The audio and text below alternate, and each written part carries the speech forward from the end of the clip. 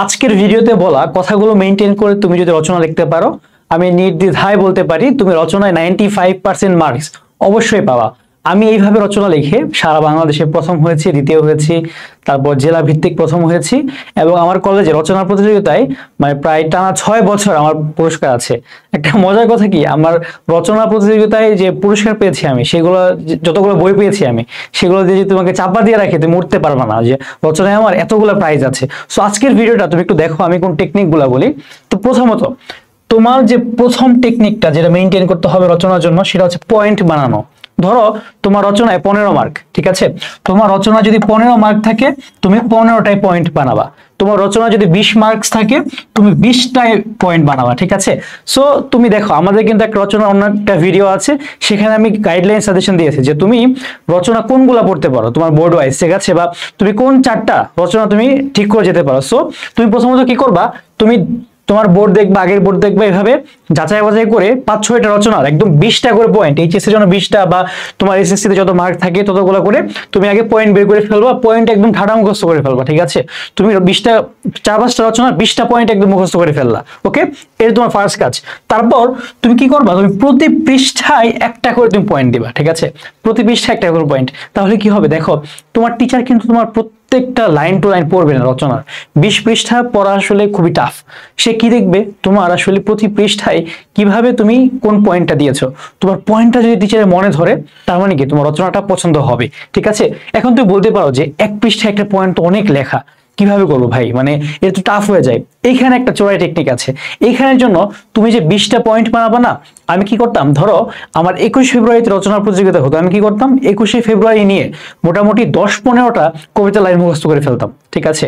যে আমার ভাই রক্তের আঙুন 21শে ফেব্রুয়ারি আমি কি ভুলিতে পারি, ভুলবো না ভুলবো না, আমরা তোমাদের ভুলবো না, এরকম করে আমি কি করতাম, তোমার ধরো যে 15-20টা 2-3 লাইন বা 4 লাইনের এই যে উপমুক্তি আছে বা লাইন আছে, এগুলো মুখস্থ করে ফেলতাম। তাহলে কি হইলো, তুমি যখন একটা পৃষ্ঠা এভাবে লিখতে যাবা, ধরো তুমি এখানে পয়েন্টের নামটা লিখলা, তারপর কি তুমি যদি শুরু করো প্রথমে লেখাকে কোড দিলা, এভাবে তুমি হচ্ছে করলা 2টা লাইন লিখে ফেললা এভাবে, তাহলে কিন্তু অনেকটুকু জায়গা সেভ হয়ে যেতেছে। সো এটা একটা টেকনিক তুমি ইউজ করবা, যেটা বললাম। কবিতা ইউজ করতে পারো, উক্তি ইউজ করতে পারো, ইংলিশ কিছু কোট ইউজ করতে পারো। আছে না যে when life gives you lemon make lemonade, মানে এটা লিখবা না, বাট এটাই কিন্তু অনেক ইংলিশ তোমার কোট আছে, সেগুলো তুমি মনে করে যাবা। এটা কিন্তু ওইখানে গিয়ে মাথায় করা দরকার নেই। অনেকে বলে, অনেকে তোমাকে বলবে যে বানায় কবিতা লিখবা, বানায় সায়েন্টিস্টের নাম লিখবা। আরে ভাই, তোমার খাতা যে বাংলা স্যার দেখবে, বাংলা সেকেন্ড পেপার পড়ায় কলেজের টিচার, সে কি এতটাই গাধা যে তুমি একটা বানায় একটা সায়েন্টিস্টের নাম লিখতেছো? তুমি ধরো লিখে দিলে আলবার্ট নিউটন, সে কি বুঝতে পারবে না যেটা বানায় লিখছো? এসব করার কোনো দরকার নাই।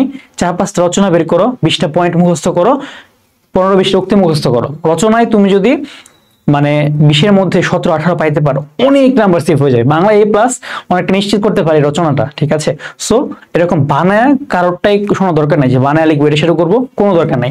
সো তুমি কি করবা, এগুলো লিখবা আর প্রথম পৃষ্ঠায় একটা কাজ করবা, সব পয়েন্ট লিখবা। ধরো প্রথম যে পৃষ্ঠাটা, ঠিক আছে, প্রথম পৃষ্ঠায় তুমি আগে লিখবা যে রচনার নামটা লিখলা, তারপর তুমি এভাবে পয়েন্ট করে করে করে করে 20টা হচ্ছে পয়েন্ট লিখে ফেলবা। তাহলে কি হবে, টিচার শুরুতে ইমপ্রেসড হয়ে যাবে, এই ছেলে তো 20টা পয়েন্টের নাম লিখছে। প্লাস তোমারও কিন্তু পয়েন্টগুলো সাজানো হয়ে গেল, তোমার কিন্তু মাঝখানে মাঝখানে গিয়ে খুঁজতে হবে না যে আমি কোন পয়েন্ট লিখবো, এখানে আমি ওইখানে কোন পয়েন্ট লিখবো, ঠিক আছে? আর শেষে তুমি 20টা পয়েন্ট নাও লিখতে পারো, টিচার কিন্তু আসলে টাইম নাই যে মিলাই মিলাই দেখবে। সো তোমার কাজ কি হবে, তুমি হচ্ছে এভাবে 20টা পয়েন্ট আগে লিখে ফেলবা, পরে তুমি ট্রাই করবা আরো 18-19 পৃষ্ঠা আছে সবগুলো একটা একটা পয়েন্ট লেখার। তারপরে কি করবা, ইউনিক অ্যান্সার করা ট্রাই করবা। দেখো যেমন আসলো যে এইম ইন লাইফ বা জীবনের লক্ষ্য, সেই ডাক্তার ইঞ্জিনিয়ার, আমি ডাক্তার হয়ে গ্রামে ফিরে যাব, মানুষের করব, আমি টিচার হয়ে আদর্শ শিক্ষক হবো, না ভাই দরকার নেই। তুমি একটু ইউনিক অ্যান্সার করা ট্রাই করো।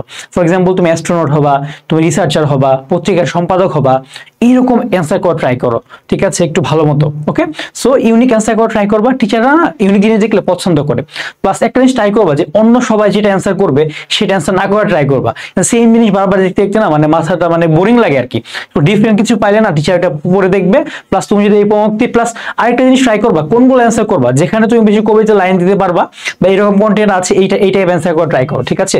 তারপর দেখো সাইজ ম্যাটার্স, জীবনের প্রতিটা ক্ষেত্রে সাইজ ম্যাটার করে, ঠিক আছে? দেখো তো এখানে তুমি অনেক ভালো লেখলা, একদম সাহিত্যিক লেখা দিয়ে একদম ভরায় ফেললা, কিন্তু তুমি লেখলা হচ্ছে 5 পেজের রচনা, 10 পেজের রচনা। তোমার চেয়ে অনেক বাজে লেখে বা নর্মাল লেখে, ঠিক আছে, সে যদি 15 পেজ লেখে অবশ্যই বেশি নাম্বার পাবে। সো তোমার সাহিত্য সম্পূর্ণ ঝাড়া দরকার নেই এখানে।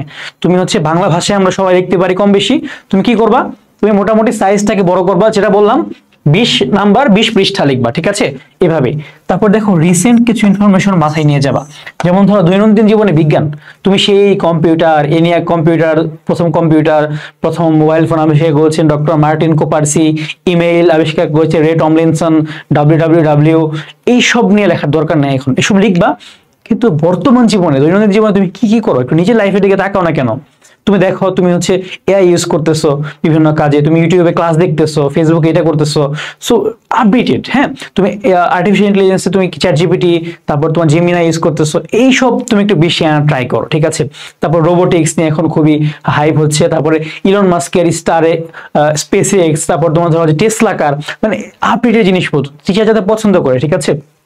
তারপর দেখো এই যে পয়েন্টগুলো আমাদের টোটাল, আমরা যে 5-6টা পয়েন্ট দিলাম, তুমি যদি এইভাবে রচনা লিখতে পারো, যদি প্রত্যেকটা জিনিস মেনটেন করো, তুমি হচ্ছে ইনশাল্লাহ রচনাতে 20-এর মধ্যে 18-19 পেতে পারো, ঠিক আছে।